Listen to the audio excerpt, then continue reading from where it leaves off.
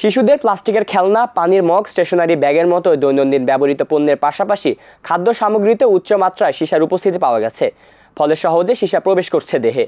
ইউনিসেফের তথ্য বলছে, বর্তমানে দেশে 3.5 কোটির বেশি শিশুর রক্তে বিপজ্জনক মাত্রায় সীসার উপস্থিতি রয়েছে।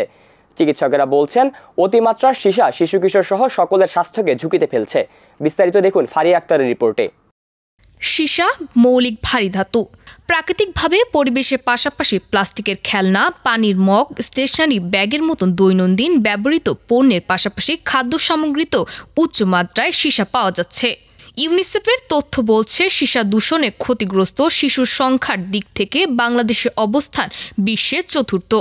বর্তমানে দেশে প্রায় 3.5 কোটির বেশি শিশুর রক্তে বিপজ্জনক মাত্রায় সীসার উপস্থিতি পাওয়া গেছে।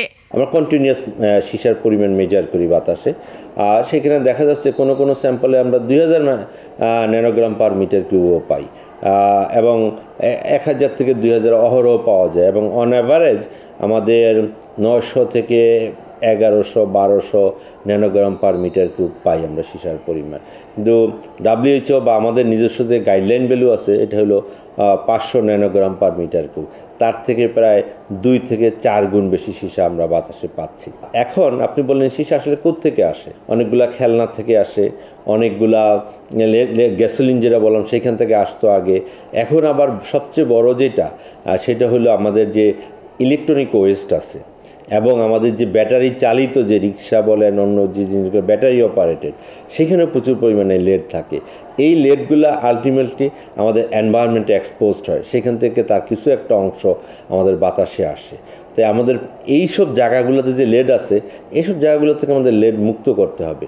যদি আমরা মুক্ত করতে পারি, তাইলে আমাদের বাতাসে লেডের পরিমাণ কমে যাবে, আমাদের পরিবেশে লেডের পরিমাণ কমে যাবে। এসডোর এক গবেষণা বলছে, শিশুদের খেলনা সামগ্রীতে রয়েছে ক্ষতিকর সীসা, ক্যাডমিয়ামের উপস্থিতি। খেলনাগুলোতে সীসার মাত্রা ছিল 65.85 ppm, mercury 30.6 ppm, cadmium 28.65 ppm। ক্ষতিকর এসব রাসায়নিক নির্ধারিত মাত্রা থেকে কয়েক গুণ বেশি পরিমাণে রয়েছে, যা শিশুর স্বাস্থ্যের জন্য ক্ষতিকর। সন্তানের বায়নায় অভিভাবকরাও সন্তানদের হাতে তুলে দিচ্ছেন প্লাস্টিকের এ সকল খেলনা সামগ্রী। প্লাস্টিক জাতীয় জিনিস ভালো না ওরকম ভাবে, তারপর বাচ্চারা তো বায়না করলে দিতেই হয় আর কি। সরকারিভাবে পদক্ষেপ নিলে ওটা ভালো হয়, কারণ অনেকেই জানে না। বাংলাদেশে তো অনেক ধরনের মানুষ আছে, শিক্ষিত অশিক্ষিত, সবার জন্যই আর কি ভালো হয় যদি সরকারিভাবে কোনো প্রোগ্রাম হয় এরকম। আসলে এই সম্পর্কে তো আমাদের অত আইডিয়া নাই, কিছু জানা নাই, শোনা নাই, তো সেই দিকে যদি সরকার তাকিয়ে আমাদের হেলথের জন্য, পারিবারিক সব কিছু দেখার জন্য যদি ভালো কিছু আনে, ভালো কিছু করে যেটা আমাদের হেলথের জন্য ভালো হয়, তাহলে খুবই ভালো হয়। 2013 সাল থেকে 2023 সাল পর্যন্ত করা দুটি গবেষণায় দেখা যায় সীসার ব্যবহার বেড়েছে 83%। চিকিৎসকেরা বলছেন, সীসা শিশুদের শারীরিক ও মানসিক বিকাশকে বাধাগ্রস্ত করছে, এমনকি ক্যান্সারের মতো রোগ হওয়ার ঝুঁকি বাড়িয়ে তুলছে। এক কথায় যে শরীরের যে কোনো অংশে ক্ষতিগ্রস্ত হতে পারে, বিশেষ করে শিশুদের যে গড়ে ওঠার বয়স, তার যদি সত্যিকারের পুষ্টি না পেয়ে তারা একটা অপপুষ্টি পায়, তাহলে তার বেড়ে ওঠা দূরের কথা, তার বিভিন্ন অঙ্গ প্রত্যঙ্গ স্বাভাবিকভাবে বেড়ে উঠতে পারে না, এমনকি খুব খারাপ পরিস্থিতি সেটা বিকলাঙ্গ হতে পারে, যেমন চোখের দৃষ্টি নষ্ট হয়ে যেতে পারে, কানে কম শুনতে পারে। কাজে এক কথায় যে আমরা এই সীসা দূষণ থেকে মুক্তি থাকতে হলে আমাদের শুধু খাবার এবং পানীয় না, আমাদের বাতাসে যে সীসা দূষণ আছে, নাক দিয়ে যদি প্রবেশ করে আমাদের ফুসফুস দূষিত হবে এবং নিউমোনিয়া হতে পারে, এবং ফুসফুসের দীর্ঘস্থায়ী সংক্রমণের কারণে দীর্ঘস্থায়ী শ্বাসকষ্ট হবে।